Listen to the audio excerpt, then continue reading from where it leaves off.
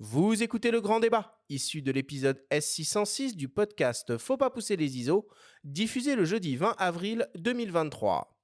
Cette émission est présentée par MPB, qui est tout simplement la plus grande plateforme en ligne au monde pour acheter, vendre et échanger du matériel photo et vidéo d'occasion.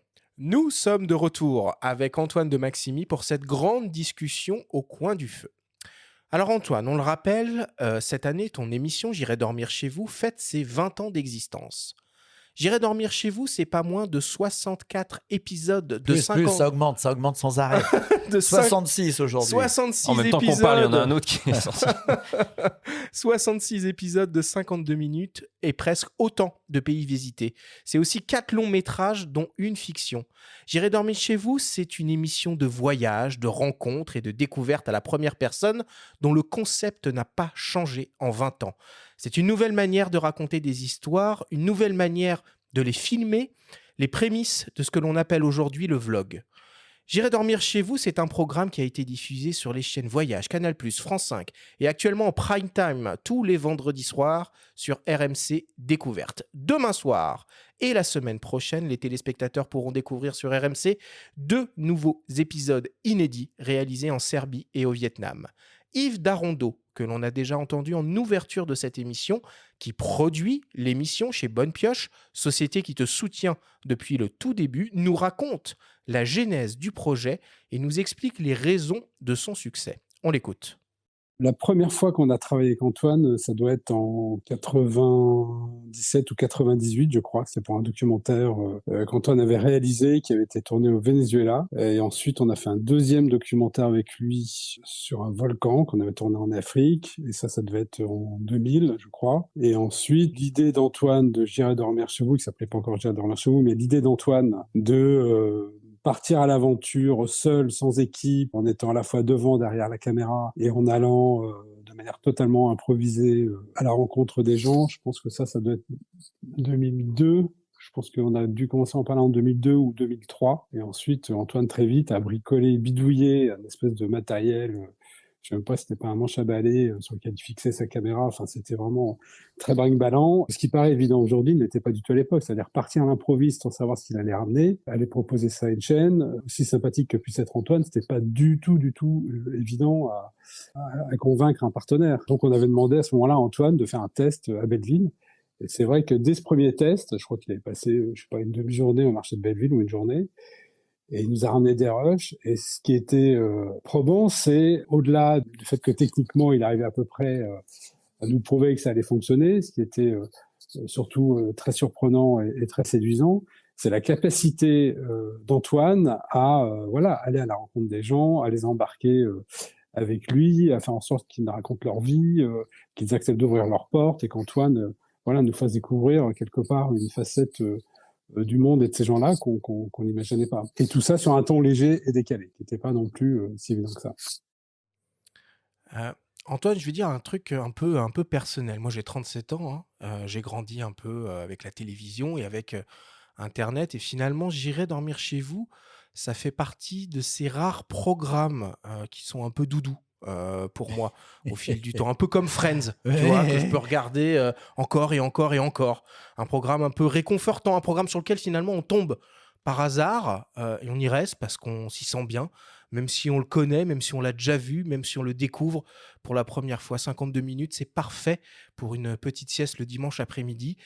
Comment tu expliques que J'irai dormir chez vous est encore toujours diffusé 20 ans après sa création? Je sais pas, on en est à plusieurs milliers de diffusions, ça c'est vrai. J'ai des gens qui m'ont écrit plusieurs fois, ça devrait être remboursé par la Sécu parce que ça leur fait vraiment du bien. Bon, alors pourquoi? Je pense que d'abord, il y a une première chose, c'est que c'est authentique. C'est-à-dire que si on apprécie le personnage à la télévision, on va le retrouver, c'est le même dans la réalité, quoi. On confirme jusque-là depuis le début de l'émission. Oui, c'est le cas. On a vraiment Antoine avec nous dans le studio. Alors, qu'est-ce qui fait ce succès? Je sais pas. Déjà, c'est un programme qui a plein de niveaux de lecture. Ça, c'est assez marrant parce que moi, j'ai fait ça spontanément, c'est-à-dire dans ce que j'avais envie de faire. Mais après, j'ai analysé pourquoi. Et en fait, il y a plein de niveaux de lecture parce que c'est quand même un vrai film d'aventure.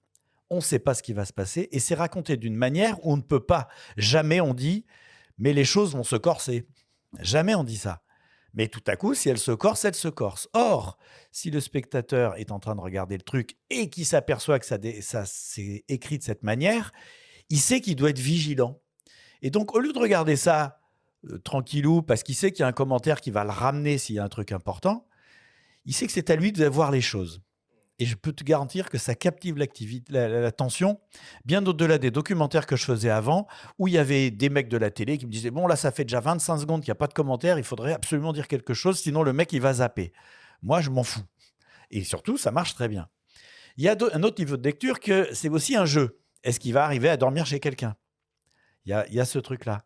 Et en fait, il y a plein de niveaux de lecture. Là, je suis un peu pris de court, je ne me rappelle plus les autres, mais il y a au moins 5 ou 6 niveaux de lecture qui fait que plein de gens différents, ils trouvent leur compte. Et puis, c'est rigolo. Oui, mais ça peut lasser. Au bout d'un moment, comment tu expliques la longévité ? Alors ça, je l'explique par 2 raisons. La première, c'est qu'au début, quand on discutait justement avec Bonne Pioche, ils m'ont dit on devrait commencer par la France. Je dis niet, niet, niet, on va commencer par le monde entier. Parce que si moi je fais la France, 15 jours après, tu as un mec qui va dire ça c'est une bonne idée et il va partir à l'autre bout de la Terre. Tandis que si je pars tout de suite à l'autre bout de la Terre, j'ai grillé la planète. Donc ça, c'était très important. Attention, cette phrase ne doit pas être sortie du contexte. C'est vrai, cette phrase ne doit pas être sortie du contexte. Mais en revanche, la deuxième chose qui fait que cette émission, si tu veux, tient la durée, c'est que moi, j'ai horreur de faire tout le temps la même chose. Donc, on s'en rend pas compte parce que le concept est le même. C'est un mec qui va dans un pays, il veut dormir chez des gens qu'il rencontre au hasard. Oui, ok. Mais moi, ce que j'aime, c'est avoir des situations et des configurations différentes. Par exemple, en Mongolie, j'ai rencontré des gens et puis ils voulaient m'emmener au restaurant, etc. Et j'ai dit, maintenant j'ai une idée plus rigolote, je vais vous inviter à dîner chez vous. Et on est parti faire les courses et je leur ai fait de la viande saignante, qu'ils n'avaient jamais mangé parce qu'on ne mange pas de viande saignante là-bas, et des pommes de terre sarladaises. Et ça, je l'ai fait une fois dans la série. J'essaye de me renouveler. Donc, normalement, quand tu vois un épisode et que tu vois le suivant, tu n'as pas l'impression de revoir la même machine, même mécanique. Parce que je veux me surprendre moi-même. C'est le premier truc. Sinon, je m'emmerde. Antoine, finalement, dans cette émission, je pense, personnellement, que le succès, c'est aussi toi. Finalement, ce voyageur sympathique, rigolo, touchant, un peu l'ami avec lequel on a envie de passer une bonne soirée. Antoine, dans J'irai dormir chez vous, c'est toi ou c'est un personnage qui s'est façonné au fil du temps ? Non, je pense que c'est vraiment moi. Je ne sais pas du tout... Non, je pense vraiment que c'est moi. Alors, est-ce que progressivement, sans m'en rendre compte, je deviens une auto-caricature ? Je ne crois pas. En tout cas, mes amis ne me le disent pas et c'est les seuls qui sont placés pour juger. Et j'essaye vraiment de me renouveler, de ne pas dire la même chose. Mais dans la vie aussi. J'aime bien ne pas faire la même chose 2 fois. Alors, qui n'arrive pas tout le temps. Déjà, tu manges tous les jours. Donc là, à ce niveau-là, c'est moins varié. Mais je fais des expériences. Le jour, tiens, tu vois, j'ai bientôt 64 ans. Je me suis dit, tiens, et on fait des patates râpées à la poêle. Si on essayait avec des carottes. Donc, j'ai râpé des carottes que j'ai fait frire. Bon, j'ai mis trop d'huile. C'était pas très réussi. Mais je vais recommencer. J'aime bien explorer. Comme dit Arthur, il y a ce côté attachant aussi de ton personnage parce qu'on te voit mûrir. Nous, on a grandi avec toi, mais il y a ce côté Truman Show où on te voit à travers l'écran comme ça évoluer. Je ne sais pas si tu connais le film avec Jim Carrey. Bien sûr, très bon scénario. Voilà, excellent scénario. Et on te voit un petit peu comme ça évoluer aussi. Et finalement, on a envie de savoir qu'est-ce qui vient après, quelles sont les prochaines aventures, tu vois ? Quand on a commencé à faire ce qu'on appelle des spéciales, c'est-à-dire un épisode et puis derrière une partie où je raconte les coulisses du voyage et ça me permet de passer des images que je ne pouvais pas mettre dans l'épisode pour des histoires de durée. Eh bien, on a commencé à faire ça pour France 5. Et avec France 5, il a fallu faire quelque chose de professionnel. C'est-à-dire qu'on a fait un décor de salle de montage qui ne me ressemble pas du tout. Il y avait plein de bibelots, de machins comme ça. Moi, chez moi, c'est le désert. Il n'y a rien. J'ai rien ramené de mes voyages. Je m'en fous. Il y a que des trucs qui servent. Tout ce qui ne sert pas va à la poubelle, point. Et c'était artificiel. Et puis, quand France 5 n'a pas voulu continuer l'émission, et que moi, j'ai voulu, j'ai trouvé RMC Découverte. Et là, j'ai retrouvé une très grande liberté. Moins de moyens, moins d'argent, mais la vraie liberté. Et j'ai dit, mais on va tourner ça chez moi. C'est moins cher et c'est authentique. C'est vrai. C'est chez moi. Voilà. Donc, c'est pas beau chez moi, plus que ça. La marmite, elle est là. Parfois, bon, je fais des efforts, on fait la vaisselle, mais sinon, dans le making-of que j'avais fait, il y avait des assiettes sales qui traînaient et je m'en fous, je l'assume.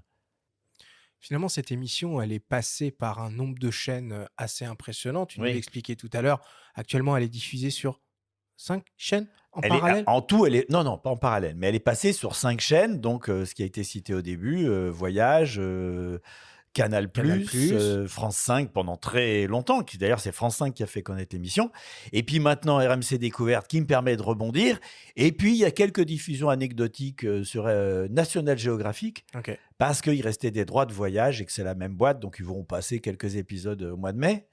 Mais c'est RMC Découverte, ce qui est vraiment bien avec eux, c'est que comme ils me laissent pas mal carte blanche, vous allez avoir des trucs nouveaux.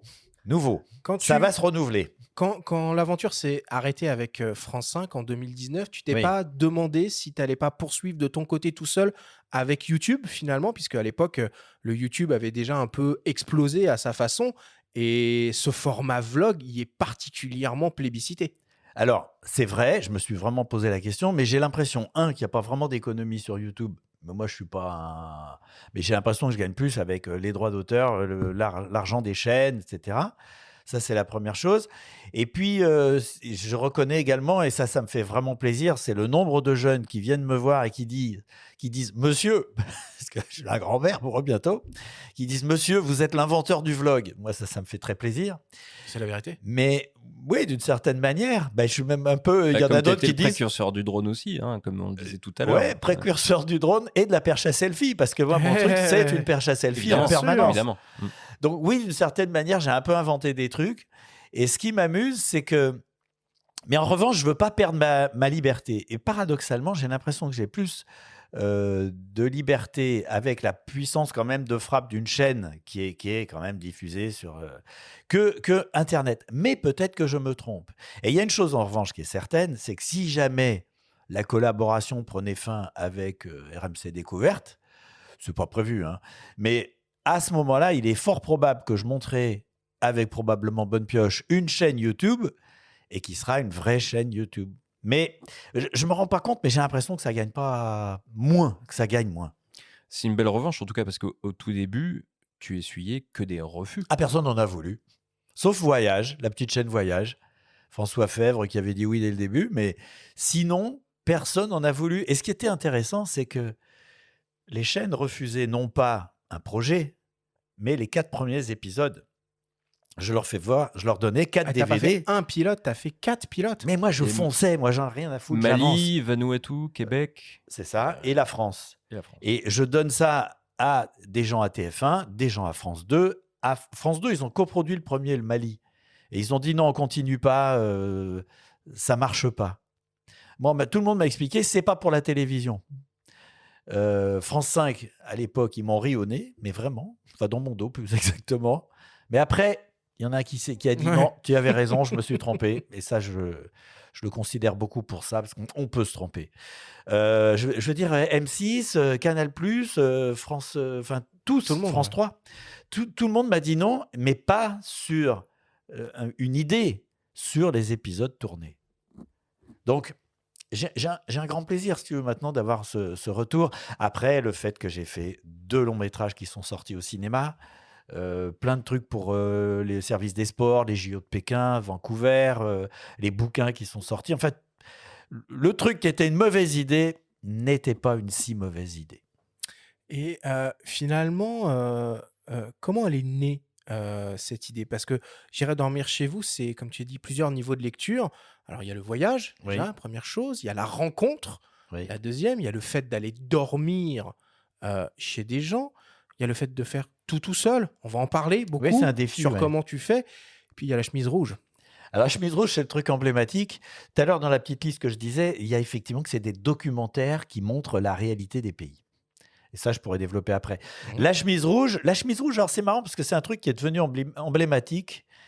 Et ça, c'est une idée de Bonne Pioche. C'est-à-dire que moi, au départ, J'avais juste dit, je mettrai la même chemise d'un bout à l'autre de l'émission, même modèle, hein, évidemment, je me lave, je précise, parce qu'il y en a qui posent la question. Et ça, mais je pensais que l'écriture, si la petite caméra comme ça et comme si, c'était suffisamment emblématique. Mais Bonne Pioche a trouvé que c'était mieux de faire qu'une couleur. Donc on a pris le rouge parce que ça se voit bien, etc. Et c'est vrai que maintenant, c'est devenu vraiment emblématique. Et C'est un costume, quoi. oui, mais ça D'ailleurs, avantage et tu la inconvénient. portes aujourd'hui. Bah oui, je me suis dit, ils vont sûrement faire des photos pour mettre sur le blog, donc j'ai pris la chemise rouge. Et en fait, ce qui se passe, c'est que l'inconvénient, c'est que je ne dois pas l'oublier dès que je fais quelque chose en représentation. Mais l'avantage, c'est que je rentre absolument n'importe où. Tout le monde est en costard-cravate. Moi, j'arrive en jean avec la chemise rouge. Je rentre. Parce que je suis cohérent et c'est comme ça qu'on m'attend. Et ça, c'est quand même un des avantages de la chose. Oui, puis quelque part, si Bonne Pioche t'a dit ça, c'est à la fois parce que ça se voit et puis ça facilite les raccords aussi, j'imagine. Peut-être De mettre tout le temps la même Ouais, chemise. c'est ça, de mettre tout le temps la même couleur, la même chemise. Ouais. Du coup, on peut même faire des raccords, ce qu'on fait quand même pas souvent d'un épisode à l'autre. Mais en principe, on n'a pas besoin de prendre des images d'un autre épisode.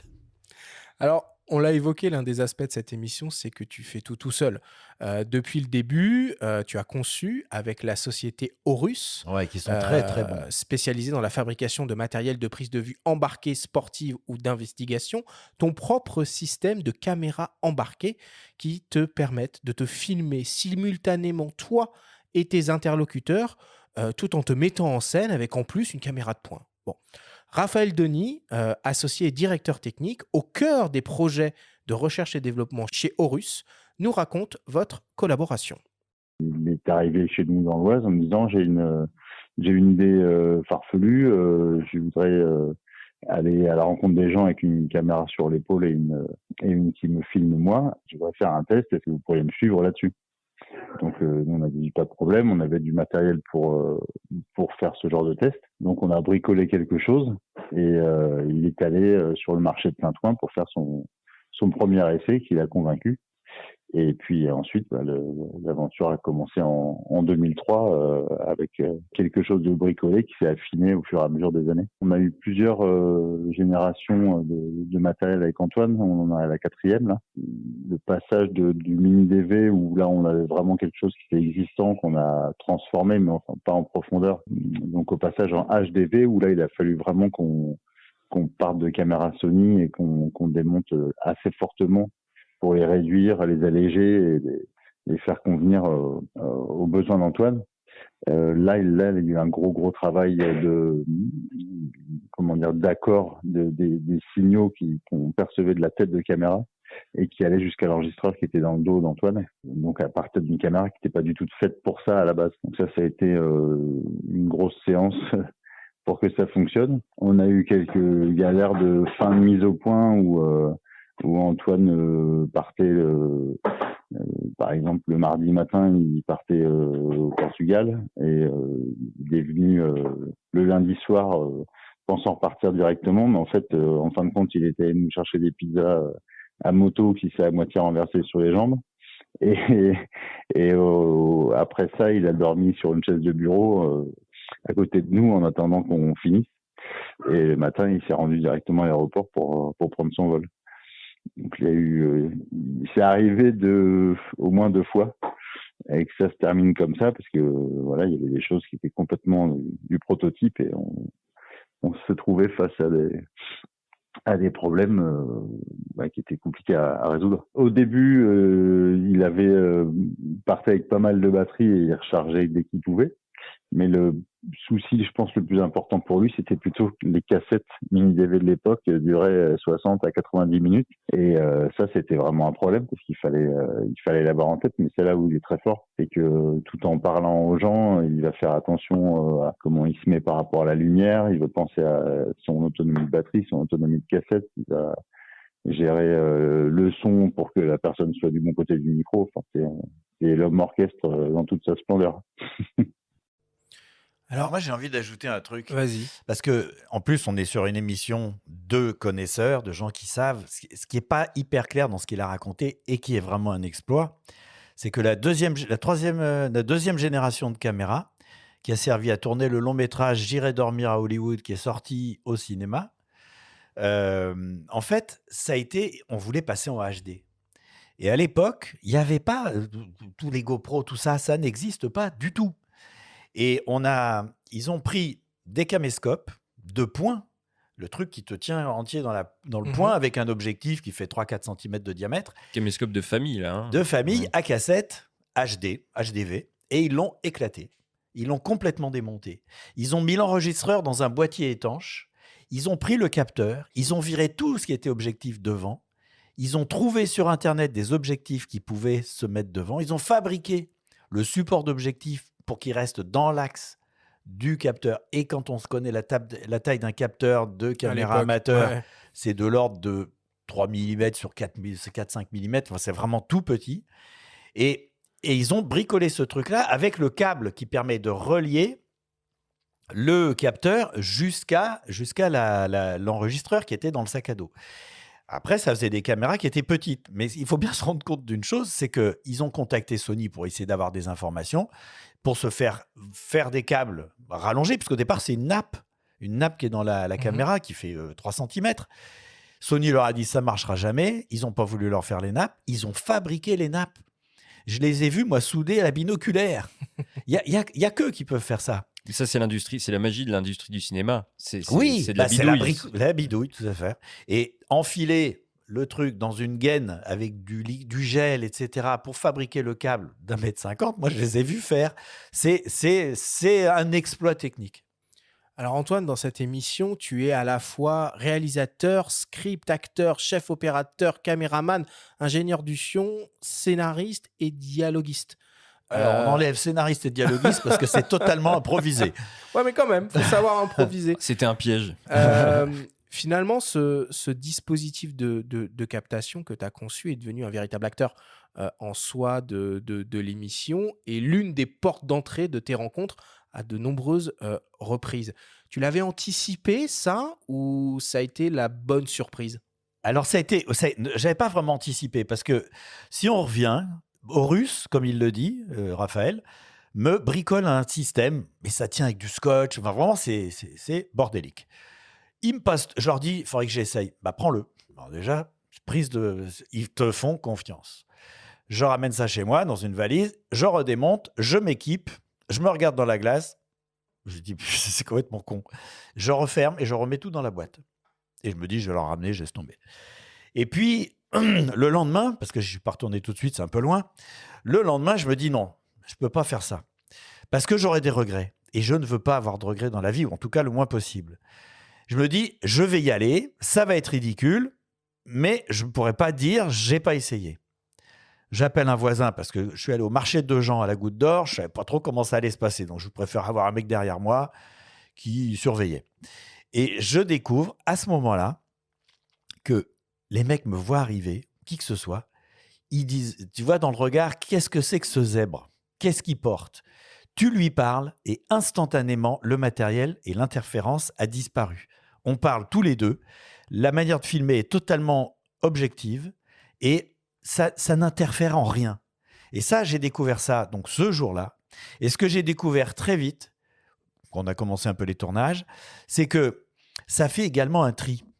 C'est-à-dire que tu as les gens dans la vie qui n'ont pas du tout envie qu'on s'intéresse à eux, mais tu les vois même pas. Ils se carapatent, ils disparaissent. Et puis tu as les extravertis, et eux, ils viennent à toi. Ils ont envie que tu les filmes. Et ça, il faut quand même reconnaître que les 3/4 du temps, c'est les meilleurs clients pour la télé. Parce qu'ils ont des trucs à dire. Ils sont expansifs. Et donc, effectivement, le matériel me permet de faire quelque chose qui fonctionne bien. Et j'ajoute une chose, parce que parfois on me dit « Oui, mais ton matériel perturbe la rencontre. » Oui. Surtout qu'ils sont présents dans le champ. Nous, spectateurs, on ne l'oublie pas le matériel, puisqu'on le voit dans le champ la plupart du temps. Mais pourquoi? Oui, c'est vrai que ça perturbe la rencontre. Mais tellement moins que la moindre équipe de tournage. Tellement moins. Tellement moins que même si tu as simplement un caméraman. Et même tellement moins que si tu es tout seul, toi, avec une caméra et que tu filmes le mec. Parce que filmer quelqu'un, il voit que tu regardes dedans, et puis c'est un peu comme si tu le montrais du doigt. Alors que là, avec ce matériel-là qui est bien visible, tu les sens pas, les caméras. elle te gêne pas. Et les gens sont naturels. Oui, puis toi, tu prends pas le moment pour enclencher, etc. Toi, tu le connais à la perfection, ton matos, donc tu peux déclencher n'importe quand, Oui. sans que la personne s'en rende compte finalement. Alors, la personne ne se rend pas vraiment compte à quel moment ça tourne et à quel moment ça tourne pas. Et puis, un autre truc, c'est que moi, j'ai fait du cinéma animalier. J'ai filmé des singes dans les montagnes, etc. et pas mal de fois. Et qu'on tournait en 16 mm. Ça veut dire que tu déclenches pas à la légère. Ah bah non, Parce que ça coûte très cher. un petit billet quand même, tout ça. Donc, qu'est-ce qui se passe? En fait, quand tu filmes, tu passes ton temps à cadrer les singes, la main sur le bouton, et ton problème, c'est d'anticiper. Et c'est là que tu découvres que un singe, là, ça va vous paraître une évidence, mais quand tu sais pas, il faut que tu l'apprennes. Un singe qui se lève pour se déplacer, eh ben, c'est pas la même chose qu'un singe qui se lève pour aller péter la gueule à un autre. Le regard est pas le même, la vitesse est pas la même, etc. Et donc, tu apprends à anticiper. Et le singe n'est pas très éloigné de l'homme, contrairement à ce qu'on pourrait essayer de dire. Et donc, c'est nos cousins. Et c'est pareil, je veux dire, un mec qui vient vers toi, eh bien, les 3/4 du temps, parce que tu as des vrais escrocs, mais le mec qui vient vers toi, tu sais s'il va te parler ou s'il va pas te parler. Et tu déclenches. Oui, mais le mec qui vient vers toi, tu le vois. Mais tu vois pas ce qui se passe dans ton dos. Même Non. si tu peux le découvrir en post-prod. Parce que Ce qui arrive, ce qui est le des scénario angles de J'irai larges, mourir dans les Carpates. et voilà. Mais du coup, comment tu gères cet aspect-là? Parce que là, t'as plus, quand tu es en voyage, tu n'as plus quelqu'un qui t'accompagne pour voir ce qui se passe dans ton dos. Ou gérer Eh ben, ta sécurité. on appelle ça le 6e sens. Et le 6e sens, je peux vous expliquer très clairement ce que c'est. C'est la bonne utilisation des 5 sens. Parce que le 6e sens, il n'existe pas. Mais en revanche, si tu es affûté, si tu es vigilant, eh ben, même si tu vas pas avoir conscience que quelqu'un a dit quelque chose derrière toi, il y a quel petit machin qui va te dire dans le cerveau « warning », tu vois. Et c'est ça le 6e sens. C'est pas autre chose. Et Antoine, entre 2003 et 2023, il s'est quand même passé quelque chose de fondamental. J'ai pris 20 ans. Alors tu as pris 20 ans, certes. Et nous aussi. Nous aussi. Mais surtout, il y a eu la démocratisation des smartphones, Oui. le développement des réseaux sociaux. Oui. Il y a eu TikTok qui est arrivé, Instagram, les Reels, tout ça. Finalement, la vidéo terrain, un bout de bras, c'est complètement démocratisé. Donc, ce qui pouvait surprendre en 2003 pour les gens est beaucoup moins, peut-être beaucoup moins pertinent en 2023. Est-ce que le regard sur ton dispositif a changé en 20 ans? Des gens, hein, j'entends. Ben, je sais pas d'ailleurs s'il y a des gens. Je sais qu'il y en a qui ont essayé d'utiliser exactement le même matériel. Ils l'ont pas fait longtemps pour plusieurs raisons, à mon avis. Hein. D'abord parce qu'ils n'étaient pas des professionnels et donc ils n'ont pas eu la manière professionnelle de faire le travail, je dirais ça. Et puis c'est vachement pas évident de gérer 3 caméras, de gérer l'image, le son, pour ramener quelque chose de correct, de penser à est-ce qu'il n'y a pas un mec qui est en train de me faire une entourloupe derrière? Et ça, c'est ce que j'ai appris à Beyrouth aussi, quand tu vois des humains dans des conditions extrêmes qui jouent leur vie, tu te fais tirer dessus, des choses comme ça que j'ai vraiment vécues. À ça s'ajoute le fait, est-ce que ce mec est suffisamment intéressant pour que je passe une soirée avec lui? Parce qu'au début, je me suis fait avoir. Tu te retrouves chez quelqu'un, il n'a rien à dire et tu t'emmerdes. Et puis, tu ne peux pas te barrer comme ça au milieu du repas. Donc, bah voilà. Comment je vais l'intégrer dans le film? Donc, tu dois penser à toutes ces choses-là. Donc, déjà, c'est un travail de schizophrène malade. Et en plus de ça, si tu veux, scénariste, c'est quand même une écriture avant. Hein. Ouais. Bon, mais en tout cas, en plus de ça, il faut que tu aies l'air suffisamment sympa pour qu'il ait envie que tu viennes chez toi. Eh bien, c'est du boulot et tout le monde ne peut pas le faire quand même. Bah, c'est clair. Et même sans esthétiser l'image, et tu l'assumes, hein, tu dis que tu fais pas de la belle image, tu fais quand même attention à la lumière. Quand tu te positionnes, tu fais Oui. gaffe. Tu as été ingé son, tu pas de retour son, mais tu fais gaffe, j'imagine, à l'environnement sonore Bien aussi. sûr, bien sûr. Donc, ouais, là, c'est plus de la schizophrénie, là, c'est de la démultiplication. Oui, c'est-à-dire, je sais qu'avec le micro que j'ai là, à la distance où il est, je sais que là, on l'entend mal, par exemple. Donc, tout de suite, l'attitude à avoir, c'est d'aller dans un endroit plus silencieux le plus vite possible. Donc, je sais pas, on va boire un verre ou on se promène ou j'en sais rien. Et ça m'arrive aussi parfois de parler à quelqu'un, mais le soleil, alors les caméras encaissent beaucoup mieux. Avant, elles encaissaient pas. Le mec, il était tout noir. Hein. Maintenant, le contre-jour, il passe beaucoup mieux. Mais tout en parlant au mec, de lui tourner autour. Mais l'air de rien, c'est pas comme ça. Je fais comme si j'allais un peu par là, puis je me retourne face à lui, il pivote. eh ben, je le place par rapport au soleil.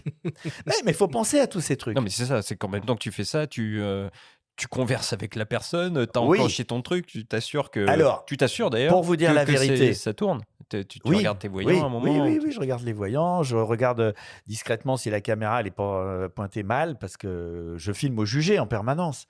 Et si elle a pris un coup à un moment que j'ai pas vu, elle peut être déréglée. Donc il y a ça. Et puis, pour vous dire la vérité, quand on regarde les rushs, les images dans la longueur, il y a des moments qui sont rigolos parce que je suis en train de penser justement à un des différents problèmes. Comment je pourrais faire ça, ou comment je vais faire pour regarder ou changer de cassette sans que ça casse la séquence, ou je ne sais quoi. J'écoute plus ce qu'il me répond. Ouais. Donc j'ai une gueule de veau. Donc évidemment, avec le montage, c'est un moment qu'on coupe. Tu en parles de la gueule de veau dans ton bouquin, ouais. Ah bon et parfois même, je repose une question, la même. Ouais.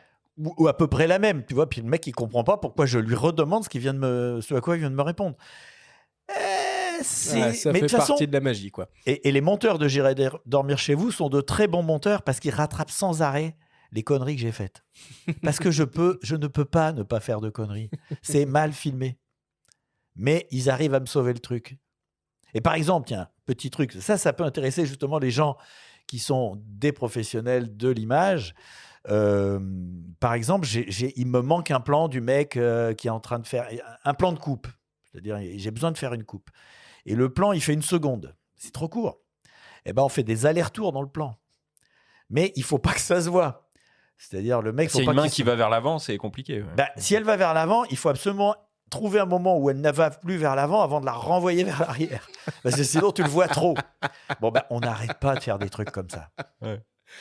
Aujourd'hui, si je dis pas de bêtises, tu en es à la 4e version de ton dispositif Oui, de du paluche. matériel. Ouais. Aujourd'hui, c'est des Sony RX0 pour les caméras embarquées, plus une petite caméra Fortement modifié. Fortement modifié. Tu nous l'as montré tout à l'heure. Est-ce qu'il va y avoir une 5e génération? C'est quoi la suite? Je sais pas. Je sais pas. Ça va dépendre en fait de l'évolution du matériel qui existe. C'est-à-dire que là, pourquoi est-ce qu'on a modifié les RX0? Parce que on peut pas les mettre en route d'une manière sûre. C'est-à-dire que il y a des télécommandes Bluetooth ou des trucs comme ça, mais c'est encore stupidement, et là je dis, tous les mecs qui fabriquent des caméras vidéo sont des ânes, je le dis tranquillement, je vais vous expliquer pourquoi. C'est un bouton, tu appuies, ça met en route, tu rappuies, ça coupe. Bon, si tu appuies, tu sais plus où tu en es, eh ben, tu peux tourner en opposition. Ça arrive à meilleurs caméramens, hein. Même en actualité, alors qu'ils ont le voyant. Il y en a, ils peuvent se gourer dans l'action. Les caméras film, c'était un moteur électrique. Tu avais un interrupteur avec un côté on et un côté off. Eh bien, moi, j'ai fait modifier mes caméras, aussi bien les petites que la grosse caméra 2 points. Grosse, elle fait 600 grammes. J'ai modifié ces caméras-là pour que j'ai un bouton coulissant. Mais c'est super compliqué parce qu'il faut de l'électronique et du raisonnement derrière. Puisqu'il faut qu'on vérifie qu'elle tourne. Si elle ne tourne pas, il faut renvoyer l'impulsion. Enfin, tu vois, c'est un vrai boulot. Eh ben, toutes mes caméras sont modifiées pour ça, parce que je ne regarde pas dans le viseur. Alors Antoine, sur le terrain, tu évolues seul, évidemment, on l'a vu, mais l'émission en elle-même se construit autour de plusieurs personnes. Donc par exemple, Marion Robin, la directrice de production chez Bonne Pioche, qui gère toute la logistique en cas de problème et qui souligne ô combien tu es fidèle à toi-même, à l'écran comme dans la vie. Le choix des destinations, c'est Antoine, beaucoup. Voilà, il peut en parler à Yves Darondeau, il peut en parler avec le diffuseur, évidemment, mais globalement, c'est choisi en fonction de ce qui lui fait envie, lui. Il est très, très autonome. Il prépare ses tournages quasiment tout seul. Moi, j'interviens beaucoup moins que sur d'autres projets. En revanche, d'une part, on peut être en contact pendant les tournages, ne serait-ce que pour prendre des nouvelles et savoir si tout se passe bien. Ça, c'est très, très occasionnel parce qu'il n'a pas tellement le temps de s'occuper de ça. Mais enfin, voilà, il y a des échanges assez informels pour savoir si tout va bien. Et il peut y avoir des échanges plus concrets quand le dernier en Côte d'Ivoire, il s'est cassé la cheville. Bah là, évidemment, il rentre tout de suite en contact avec la production pour qu'on puisse mettre en place les assurances, le rapatriement, ce genre de choses. Si jamais il y a un souci sur le matériel qu'il n'arrive pas, lui, à résoudre, il va me contacter pour essayer de trouver une solution pour réparer, changer. lui apporter un soutien, même en étant à distance, lui apporter un soutien pendant son tournage, quoi. Et après, moi, à mon poste, je suis présente au visionnage.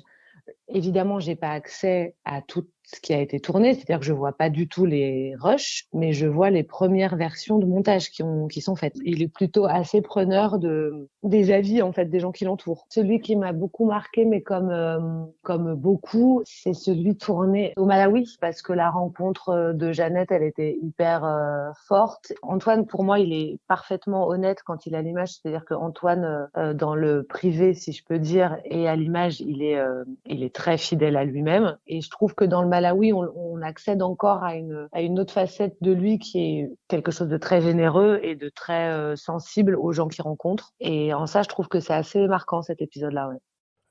Antoine, quand tu choisis tes destinations, tu cherches un pays, tu cherches des personnalités, tu cherches des peuples en particulier.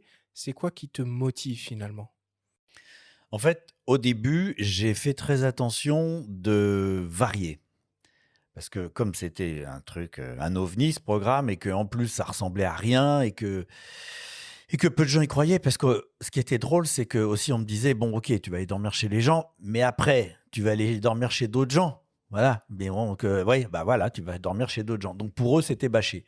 Donc au début, j'ai essayé, dès le début, d'être très éclectique. C'est-à-dire que le premier épisode, c'est le Mali. Et le deuxième épisode, c'est le Québec en hiver. Voilà, tu fais le grand diamétralement écart. opposé, Mais à ouais. tout point de vue. La météo, l'exotisme, la température, La couleur de peau, tout. la couleur de peau, les gens. Je veux dire, le genre de le discussion feeling que tu as avec les et gens. la langue aussi. Ouais. Ouais, alors par contre, il y avait français. Parce qu'au début, j'ai pas attaqué tout de suite par des pays où je comprenais rien. Ouais. J'ai quand même été. C'est venu mais un peu plus tard. le cinquième, hein. Le cinquième, le Japon direct. Sans prévenir le diffuseur en plus. Arigato gozaimashita. J'ai dit que je partais au Maroc et je suis parti au Japon. Bah, être sûr qu'ils ne m'embêtent pas. Et en fait, c'est un petit peu incontrôlable. Il ne faut pas trop m'embêter. Mais, et maintenant, les destinations, j'ai choisi en fonction déjà de pays dans lesquels je ne suis pas allé et de mes envies. Mais toujours dans l'improvisation la plus totale. Tu vas pas sur le site de conseil aux voyageurs du gouvernement, du ministère des Affaires Si, je étrangères? regarde quand même, mais c'est extrêmement alarmiste. Hein. Il faut savoir. J'aimerais bien savoir ce qu'ils diraient de la France s'ils avaient de l'objectivité. Hein, parce que je pense qu'ils diraient d'éviter les rassemblements des manifestations, qu'il y a des quartiers très dangereux. Enfin bref. Mais je pense qu'ils nous mettraient là. Bref. En revanche, c'est important que je choisisse un pays dans lequel j'ai vraiment envie d'aller et que la chaîne ou que la production ne m'impose pas. Pour une raison très simple, c'est que il y a toujours des moments galères. Quand tu es dans un moment galère et que tu es dans un pays, tu voulais pas y aller parce que tu disais c'est pas une bonne idée. Bah, tu dis bah voilà, je voulais pas y aller, bah, j'avais bien raison. Et puis tu te bats pas. Tu vas dans un pays où tu as voulu aller, tout le monde t'a dit non, faut pas y aller. Et tu as la même galère, pas pire, la même. Et bah tu dis, tu fais tout pour que ça se passe bien ou que de t'en sortir.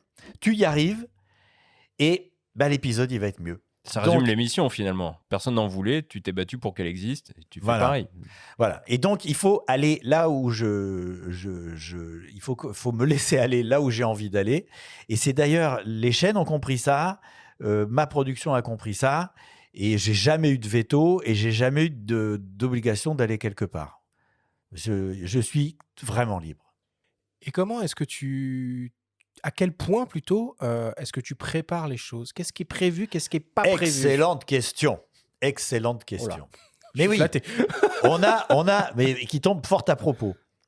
Vendredi 28, on a le Vietnam qui passe. Bon, et ben moi je suis parti à Taïwan. J'ai pris mon billet, les visas ils sont sur place. Je suis arrivé à Taïwan pour 15 jours.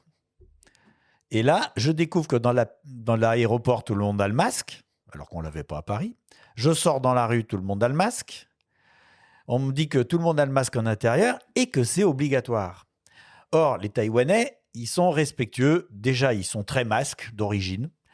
Les Asiatiques sont quand même plus branchés masques. Et puis, ils respectent vraiment les lois. Donc, je lâche pas. Hein. Je prends un train.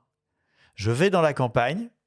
Et là, je constate que même dans la petite village, dans les champs, les mecs, ils ont le masque. Et ben, qu'est-ce que je fais? Je prends mon téléphone, je regarde la carte du monde et je dis où est-ce que je peux aller pas loin. Et je reprends un avion le lendemain pour le Vietnam. Bon, rien n'est préparé. Est-ce que tu peux préparer moins que ça? Bah, c'est comme ce que tu disais, que tu avais dit que tu allais au Maroc et que finalement tu étais Parti au Japon. Au Japon, ouais. Mais j'aurais peut-être pu préparer le Ouais. Japon, mais... Non, mais c'est... Non, mais c'est intéressant cette question, effectivement, parce qu'il y a beaucoup de gens qui croient, par exemple, que tu ne dors que chez les gens. Non Or, plus. quand tu arrives, Bah, t'as toujours t'as un quand petit même point un de hôtel chute, et c'est normal. Mais Tu je- gères du matos, tu C'est vrai. trimbales C'est vrai, quelques kilos. Bon, j'ai 20, 23 kilos de matos, voilà, à peu près.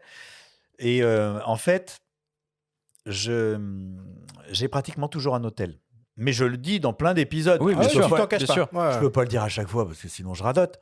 Mais je le dis dans plein d'épisodes. Le but, c'est d'aller dormir chez les gens, c'est-à-dire de les rencontrer, qui t'ouvrent leur cœur. Parce que je veux dire, quelqu'un qui t'accepte pour dormir chez lui, il va dormir aussi, donc il te fait confiance. Il te donne les clés de la maison. Tu es chez lui. Mais je peux pas me balader avec tout ce matos tout le temps. Donc, pratiquement tout le temps, j'ai un hôtel. Pas tout le temps. Parfois, quand j'ai un véhicule, quand je pars par exemple en Éthiopie, en pleine brousse, et que je tombe en panne, etc., j'ai pas d'hôtel. J'ai laissé des affaires dans un hôtel, mais à 3 heures de route ou 4 heures de route. Et là, je me suis vraiment jeté à l'eau. C'est ça qui est passionnant, en fait. C'est un vrai engagement, un vrai investissement. Bah, d'ailleurs, là, tu parles de l'Éthiopie. Les véhicules sont souvent aussi importants Oui. dans les épisodes et sont des acteurs à part entière. On a parlé des paluches tout à l'heure, ces petites caméras. On Oui. a parlé de toi qu'on voit dans le champ. Et puis, il y a souvent ces moyens de transport qui facilitent les rencontres. Comme le corbillard, quand j'ai traversé les États-Unis, Ou corbillard que j'ai repeint en rouleau. l'ambassadeur en Inde aussi que tu as acheté. Tout à fait. Et je privilégie très souvent les motos. Les Pourquoi motos, les petits scooters. Parce que quand tu arrives chez quelqu'un, tu es déjà plus chez lui. Parce que tu n'es pas arrivé avec ton environnement. Tu es arrivé, tu t'exposes. Tu es arrivé tout seul. Tu es arrivé pratiquement comme si tu étais à pied. Donc, c'est pas... Tu vois, le fait de descendre de ta voiture, c'est de passer d'un environnement qui est le tien à son environnement à lui. Et donc, il a un peu plus tendance à se dire, il vient chez moi. Pourquoi? Qu'est-ce qu'il veut? Alors que quand tu es en moto, premier truc que tu fais, tu descends de ta moto. C'est beaucoup plus naturel. Et puis, tu t'exposes plus. Donc, tu arrives en ayant plus confiance en lui, en lui montrant plus que tu as confiance en lui. Tu vois? Et c'est toutes ces petites choses qui sont difficiles à analyser et à expliquer qui font que tu jettes des ponts avec des gens que tu connais pas. Quand tu pars souvent 2 semaines. 2 semaines, c'est ce qu'il faut pour sortir un 52 minutes? Oui, ça suffit. Maintenant, c'est les 90 minutes et on part toujours 2 semaines. Parce que en fait, cette émission, quand même, a pas mal d'avantages. C'est-à-dire que tu fais un 52 minutes. Maintenant, c'est 60. Mais enfin, bon, tu fais un film Oui, d'une tu dis heure. 90, mais parce que Parce derrière, qu'il y a la partie il y cuisine. a la partie cuisine. Voilà. Mais pendant des années, je faisais que des 52 minutes. Et ce qui est rigolo, c'est que tu es obligé de garder un certain rythme, etc. Donc, il y a des séquences que tu mets de côté. Mais ces séquences-là, elles sont bonnes. Parce que dans J'irai dormir chez vous, bizarrement, pratiquement à chaque fois que je sors, j'ai des bonnes séquences qui sont révélatrices du pays. Parce qu'un échange de rien du tout, de demander ton chemin ou de rigoler parce que je ne sais pas quoi est bizarrement placé ou n'importe quoi avec quelqu'un, ça te renseigne. Et c'est donc intéressant. Eh bien, ces séquences qu'avant, on gardait pour mettre dans les bonus du DVD, parce que je suis d'une époque où on avait les DVD. J'irai dormir à Hollywood, il y a pas mal de séquences qui Oui, sont et très intéressantes. on a envoyé d'ailleurs, à l'époque, j'envoyais des VHS aux gens pour qu'ils voient le film. Bon, voilà, ça date. Eh bien, ces séquences-là, maintenant, elles sont plus perdues. Il m'en reste encore que je peux toujours pas mettre, parce que c'est trop long. Mais tu as une deuxième partie qui, accompagnée d'une lecture, qui est ma lecture, qui donne des clés, qui explique, eh ben, en fait, c'est vachement intéressant et les gens adorent ça. Et ce qui me fait grand plaisir aujourd'hui, c'est que je peux également, le jour où RMC aura plus de sous, parce que c'est plus ça qui les arrête, ils ne peuvent pas produire tout de suite, je peux reprendre tous les épisodes de J'irai dormir chez vous et faire une partie cuisine derrière dans lesquelles je vais emmener les gens dans les coulisses. Parce que ces séquences, elles existent, je les connais. Et comme je suis, alors là, je vais vous confier un petit peu, je suis vraiment un mec qui est un peu cinglé. À savoir que je ne me rappelle pas à qui j'ai parlé, je ne reconnais pas les gens, je ne sais pas où j'ai foutu tel truc. Et donc, la seule manière que j'ai trouvé de m'en sortir, c'est de tout noter. Eh bien, sachez que si je veux retrouver un plan dans les 66 épisodes de J'irai dormir chez vous, plus les longs C'est métrages, dans l'un de tes carnets. c'est pas des carnets, c'est dans l'ordinateur, et je le trouve en moins de 2 minutes. Partout, quelle que soit la carte, Oui, mais quel que soit le truc, 2 minutes. C'est Fais pas- ça, c'est- intelligence artificielle. C'est pas étonnant quand on voit ton parcours, cette rigueur que tu as depuis J'ai pas le choix, ton j'ai pas le choix. engagement dans l'armée. Il y a une espèce de comme ça, d'hygiène de Peut-être. vie qui est quand même un peu. J'ai pas le choix. t'es Mais je cadré, suis quoi. bordélique en même temps. C'est très paradoxal. Et l'intérêt, c'est que quand on a voulu, pour RMC Découverte, on a fait un truc dont je suis très fier, qui a probablement pas été assez vu, mais on a repris, par exemple, l'épisode Vanuatu, qui est le 3e. C'est un Chaud. vrai film d'aventure. Ouais, Il y a- tendu le Vanuatu. Ouais, je me retrouve autour de mecs avec des machettes qui me demandent de l'argent. C'est très tendu. Tout est filmé, etc. Eh bien, j'en ai fait une version 80 minutes au lieu de 52, dans laquelle j'interviens au milieu. Et j'ai rajouté plein de séquences.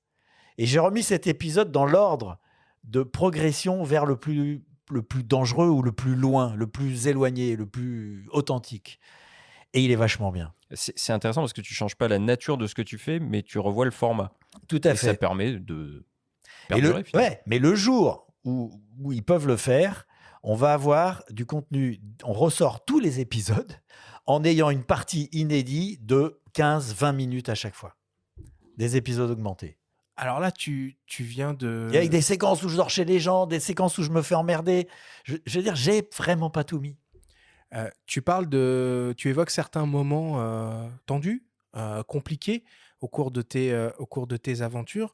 Finalement, comment est-ce que tu gères ta sécurité au cours de tes voyages? Et je me dis peut-être avec ton passé de reporter de guerre, est-ce que tu n'aurais pas l'envie ou l'ambition d'essayer de faire des j'irai dormir chez vous un peu plus extrêmes dans des environnements très hostiles? Alors, j'y ai pensé et j'ai à peu près mis ça à l'écart, à savoir que je me suis retrouvé... Parce que quand je travaillais avec CBS, c'était la guerre, on se faisait vraiment tirer dessus, on se faisait bombarder, on a dormi dans les caves de l'hôtel, enfin vraiment, c'était la guerre.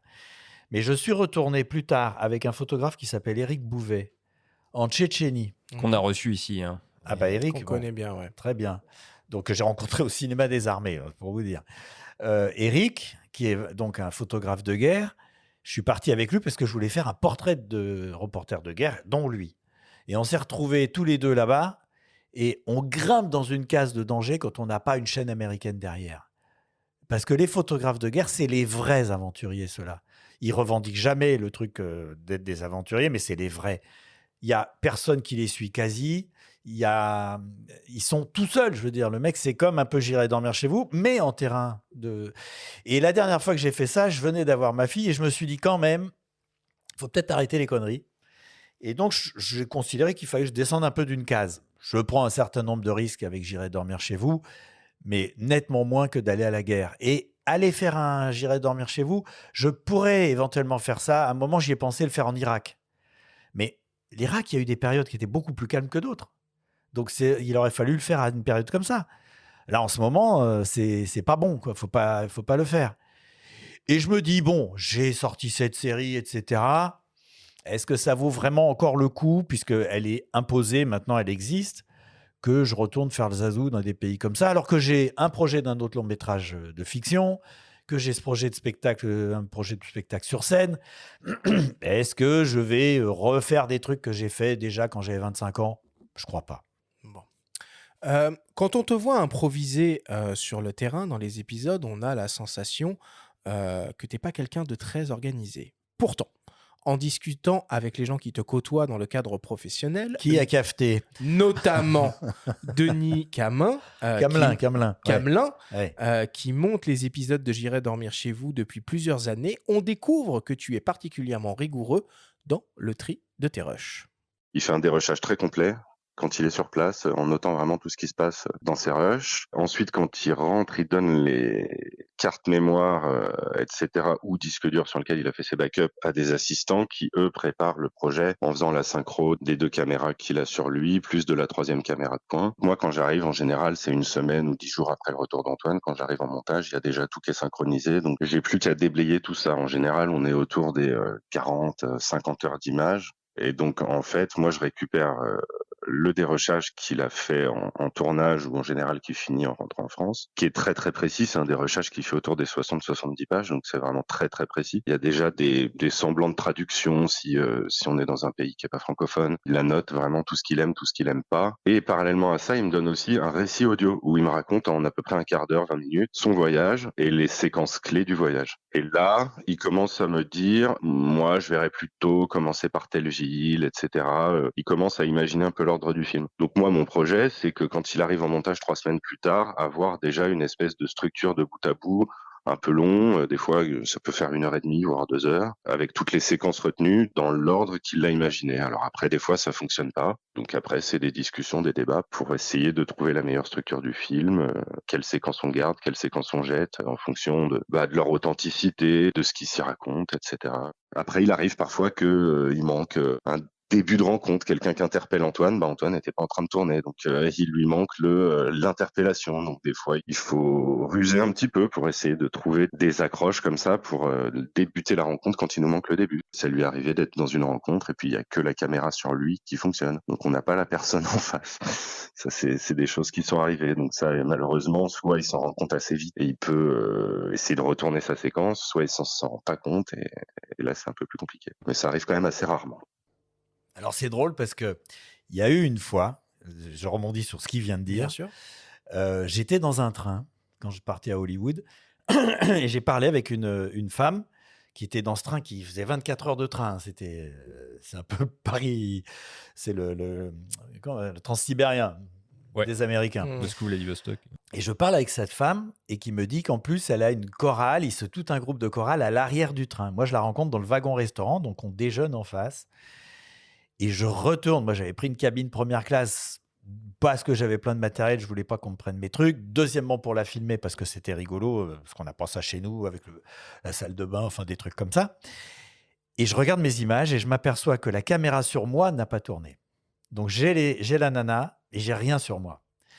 Eh ben, j'ai regardé, noté mes questions. Je suis retourné m'asseoir dans le wagon-restaurant et j'ai reposé les questions pour récupérer... Dans le train, hein. Oui, et pour reposer les questions, et ce qui m'a permis après d'aller la retrouver à l'arrière, où ils ont chanté dans le wagon, et de ne pas perdre cette séquence, parce que si j'avais pas la rencontre, c'était quand même beaucoup moins facile à utiliser. Et quand tu regardes le film, si vous regardez, c'est dans J'irai dormir en Amérique, qui est le feuilleton, eh bien tu vois que quand je parle à la fille, quand on me voit parler, et quand la fille me répond, eh ben le train, il va pas à la même vitesse. Mais personne me l'a jamais dit. Non, on va regarder, on va laisser des commentaires. Mais comment tu gères cette espèce d'hygiène de vie, de rigueur sur le terrain dont parle Denis dans son témoignage? Ça veut dire que tous les matins, tu te lèves et tu essayes de regarder tes rushs, de noter? Oui. Ouais. Ah, mais je regarde l'intégralité. Je regarde pendant des heures. Moi, je vous dis, je suis un peu cinglé. Mais quand tu es dans un corbillard, J'irai dormir à Hollywood, on te voit dormir dans ton corbillard. Donc oui, mais ça arrive une fois. Ouais. Après, je vais dans des hôtels, les motels, tu sais, tu te gares, etc. Non, je suis obligé d'être... En tout cas, quand je suis en tournage, je ne fais que travailler. Je ne fais que travailler. C'est-à-dire, je dors, mais comme c'est J'irai dormir chez vous, je travaille. Et puis, je regarde les images le matin. Parce que, en fait, c'est pas toujours très intéressant de rencontrer quelqu'un le matin parce qu'il faut le tenir jusqu'au soir. Tu vois, ou alors convenir d'un rendez-vous, etc. Donc, c'est plus facile de rencontrer quelqu'un dans l'après-midi parce que, tu sais, quand il se passe une rencontre et puis qu'il y a une mayonnaise qui prend, c'est vachement bien de ne pas la casser. Et pour en venir juste au visionnage des rushs, comment tu fais pour les sauvegarder, pour les archiver? Tu te fais un backup, tu te les envoies? Non, c'est maladif, moi. Ah oui, parce que bon, si tu te fais piquer ton sac ou si t'arrive un truc, si tu le fais tomber à l'eau. Déjà, il y a plusieurs disques durs. Maintenant, c'est des disques durs. Mais quand j'ai traversé, par exemple, l'Inde ou les États-Unis, où je suis parti à chaque fois 3 mois, j'étais sur cassette. Alors là, j'avais des disques durs avec un appareil que m'avait trouvé au Russe qui faisait de l'enregistrement. C'est-à-dire, je mettais ma caméra avec la sortie Firewire, je rentrais dans mon enregistreur et je faisais play rec. Et j'envoyais la cassette. Et je crois que je pouvais même pas, je sais même plus comment j'arrivais à revoir si j'avais toutes mes cassettes. Mais je me rappelle même pas. Et après, je démontais le disque interne et je le sortais et j'envoyais les cassettes en France parce que je voulais pas les perdre. Et ce disque-là n'était pas effacé tant que les cassettes n'avaient pas été copiées en France et que les cassettes n'avaient pas été mises dans un autre bâtiment. Tu vois ? Et seulement à ce moment-là, j'ai effacé le disque dur. Donc, j'avais plusieurs disques durs en roulement. Et ben, je peux te dire que d'envoyer... Je veux dire, tu copies une cassette d'1 heure, ça prend 1 heure. Et ben, c'est beaucoup de boulot. Alors, en marge de J'irai dormir chez vous, tu as réalisé des longs métrages, donc J'irai dormir à Hollywood, J'irai dormir à Bollywood et une fiction, J'irai mourir dans les Carpates. Stéphane Mazaleg, à la baguette de ses projets au montage, nous fait part de son admiration pour ta gestion de ces formats plus longs, plus ambitieux. J'ai eu la chance en fait de faire plusieurs longs métrages avec Antoine, hein, une déclinaison de son émission J'irai dormir chez vous en version long métrage, à savoir J'irai dormir à Hollywood. Et ensuite, on l'a également fait lors de sa traversée de l'Inde, J'irai dormir à Bollywood. Et c'est la production qui m'a contacté. Il cherchait un monteur qui avait un peu une expérience d'écriture long métrage, un peu cinématographique. On s'est rencontrés, on a tout de suite sympathisé, et c'est vrai que ce film a été quand même un travail de longue haleine, parce que pour Antoine, c'est jamais simple de partir aussi longtemps seul, de traverser un pays vaste comme les États-Unis. Il nous a fait un premier voyage à New York, il ne le sentait pas, il est rentré en France, et puis il est reparti.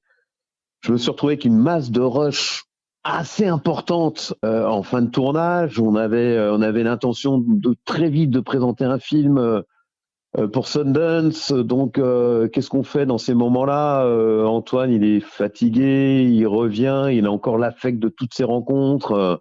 Et puis surtout, l'idée, c'était d'aller dormir chez une star à Hollywood, et ça ne s'est pas fait parce que c'est plus compliqué que ça. Hein. On n'en rentre pas chez les stars à Hollywood comme ça. Et il a eu cette idée sublime de finir ce film en dormant sur la plage à Los Angeles avec un SDF, un Canadien, qui attendait de toucher sa retraite. Et c'est vraiment une si belle séquence et tellement émouvante. Et on a eu donc cette première expérience ensemble. Et de fil en aiguille, il me parlait souvent d'écrire un scénario, une fiction. Et il voulait en fait mettre en scène éventuellement un tournage d'un J'irai dormir chez vous qui tourne mal. Et c'est comme ça que lui est venue l'idée de faire J'irai mourir dans les Carpates. Et là, je dis chapeau bas, parce que Antoine a l'habitude de tourner seul, d'être totalement solo sur ses tournages, et il s'est retrouvé à la tête d'une équipe, une véritable équipe de cinéma. Curieux de savoir si sur les épisodes de J'irai dormir chez vous, c'était le même homme. J'ai accepté de faire récemment un épisode qui se passe en Serbie, et je me suis aperçu que après plus de 60 pays, il a cette même rigueur sur ces épisodes de J'irai dormir chez vous. Je suis ressorti de ce montage bluffé par le bonhomme, parce qu'il ne lâche rien, parce qu'il est toujours aussi méticuleux, comme si c'était sa première émission, quoi. Qu'est-ce que je dois dire ? Merci Stéphane. Non, oui, mais c'était vachement bien de travailler avec Stéphane, parce que il m'a suivi. Il a accepté. Parce que le film que j'ai fait, je vais en dire deux, trois petites choses pour qu'on comprenne de quoi il s'agit. L'histoire, c'est je tourne à J'irai dormir chez vous, dans les Carpates. J'ai un accident de voiture. La voiture est emportée dans une rivière, on ne me retrouve pas. On retrouve les bagages, et dans les bagages, il y a les cassettes.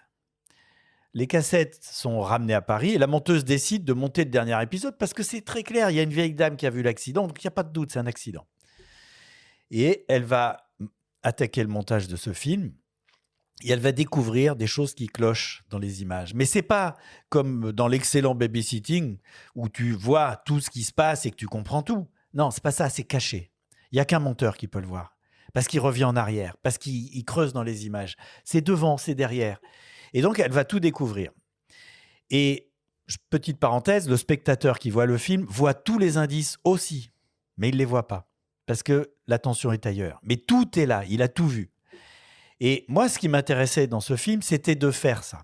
C'était de faire cette enquête dans les images, à la blow-up, à la blow-out, mais en allant plus loin quand même que dans ces films-là. En revanche, Je ne suis pas un grand réalisateur de cinéma, donc à certains niveaux, j'ai pas fait du grand cinéma. Mais le défi de jouer ces images qui étaient cachées, etc., il est complètement réussi. Et jusqu'à la fin, tu es tenu en haleine, vraiment.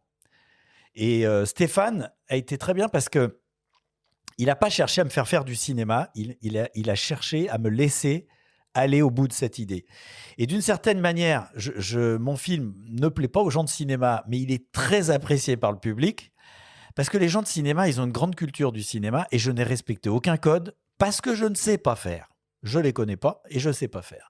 En revanche, l'intrigue, les éléments qui arrivent, etc., ça fonctionne vraiment. Oui, puis ce film, c'est surtout un bel hommage au métier de monteur. Parce que finalement, Complètement. le personnage principal, C'est à un la moment dans le monteuse. film, ce n'est plus toi, mais c'est la monteuse. Tout à fait, qui est cherche, jouée par Alice etc. Paul. Oui, Qui est jouée par Alice Paul avec Max Boublil, etc. Et c'est vrai que c'est elle, parce que tu découvres ce que c'est que le montage. Tu vois comment le monteur, en fait, est le maître du temps.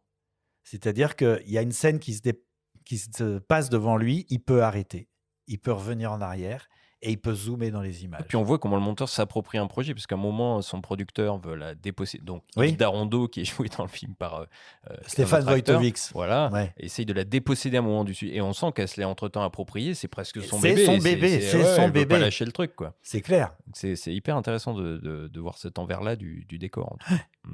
Non, je me suis régalé et j'ai d'ailleurs un autre projet de film qui n'a rien à voir et que je vais avoir un mal de chien à faire. Alors, tu peux Donc nous en parler un fiction peu aussi, ou est-ce qu'on va être plus Fiction. dans... Parce Fiction. que J'irai dormir à Hollywood et à Bollywood, on n'est pas vraiment dans la fiction, on est dans du Ah, J'irai c'est du dormir documentaire. oui, chez vous, documentaire mais long format, quoi. XXL, quoi. Ouais. C'est ça, Et, format 1h30. et pourquoi ces longs formats alors? Pourquoi tu es allé vers le cinéma?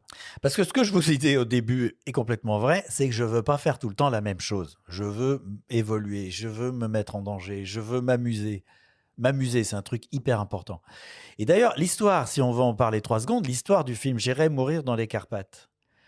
Mon producteur, mon ami producteur Yves Darondo, ami, pendant 7 ans, il m'a dit non. Parce qu'il n'y croyait pas. C'est pas parce qu'il veut m'embêter, il n'y croyait pas.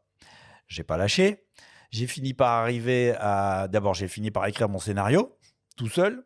Ensuite, j'ai eu Julie Gaillet, qui a dit « Ok, banco ». Elle m'a mis un deuxième... Qui est une société de production aussi. Oui, qui s'appelle Rouge International. Bon, a dit oui. On a retravaillé un peu le scénario, mais il était quand même déjà très, très bien avancé. Et ensuite, on a eu Yves Darondo qui est revenu, et avec grand plaisir, parce qu'il a apporté énormément de choses. Moi, j'étais très content qu'il revienne. Pas au début, parce qu'il trouvait qu'il se foutait de ma gueule, mais bon. Et on se retrouve le 16 mai 2019, début du Festival de Cannes. Pas un centime pour faire le film. Gaumont a dit non, Pathé a dit non, tout le monde a dit non. Personne ne veut de mon film. On a un scénario, des producteurs, mais on n'a pas d'argent. Zéro. Et moi, je lâche pas. Je dis, bon, je vais faire un financement participatif. Je mets des messages sur mon Facebook en disant, je viens vous voir, donnez-moi des salles, je veux que l'entrée soit gratuite, je viens gratuitement. J'ai le cinéma à Muret, à côté de Toulouse, qui me donne sa plus grande salle le vendredi soir. Le Pathé Atlantis à Nantes, pareil, grande salle le vendredi soir. Gratuite, hein. Il ne passe pas de film, il me donne la salle. L'église d'Argentan, le curé, il me donne l'église. La salle des fêtes de je ne sais pas quoi, le musée Guignol à Lyon. Je fais une tournée marathon, tout seul, avec ma bagnole. Non, ils avaient des projecteurs. Et mes images, et je fais des conférences de 2 heures où je parle de J'irai dormir chez vous, de mon projet de film, et que je leur demande des sous. 256 000 € qu'on récupère en 1 mois et demi. Après, les producteurs se mettent en route parce qu'ils arrivent à trouver des sous, puisqu'on voit qu'il y a un public. Ouais. Je dis que c'était en mai. En septembre, on commence à tourner. Le 26 juin 2020, alors qu'on a eu 2 mois de confinement total, première projection publique à La Rochelle. Ça prouve que la volonté, ça marche quand même. Mais ce film-là, je pensais que j'allais le faire facilement. Eh bien, celui que je veux faire maintenant, normalement, j'ai aucune chance de le faire. Mais j'y vais quand même parce que je vois que ça marche. Et c'est une histoire qui est totalement surréaliste, qui se passe dans la mort. Il y a des objets qui sont morts, etc. Et je vous garantis que vous n'avez jamais vu ça. Vous n'avez... voyager un peu, ça reste en France ou Non, c'est dans la mort, c'est donc c'est ésotérique. Et je travaille à la mise en image Et je vous garantis que et bon, c'est pas triste, hein, c'est l'esprit d'Alice au Pays des Merveilles, à savoir grinçant, inquiétant, fantaisiste, drôle, joyeux, mais ça n'a rien à voir avec Alice au Pays des Merveilles. Tu peux pas faire un parallèle. C'est un beau teasing en tout cas. Hein. C'est un beau Mais je sais, mais il faut que je trouve un comédien et je descends à Cannes là, c'est quoi, dans un mois. Je descends à Cannes. Au festival, oui. Oui, parce que j'ai réussi à avoir une accréditation. Et ta chemise est raccord avec le tapis. Hein. Ouais, c'est vrai. C'est vrai. Je vais ramper, on verra pas. Très en forme. C'est une manière de monter dans le festival et on te voit pas. Tu vas te faufiler comme ça. Ouais. Et moi, j'y vais pour trouver même pas des producteurs, des comédiens. Bon, allez. C'est eux les maîtres du monde. Tu seras pas au casting ? Non, tu n'es pas au casting. Enfin, si, réalisateur. On va conclure là-dessus. Merci beaucoup, Antoine. Tu nous as partagé beaucoup plus que ce qu'on avait imaginé avec Benjamin. Donc, merci beaucoup pour ce moment. Eh bien, merci.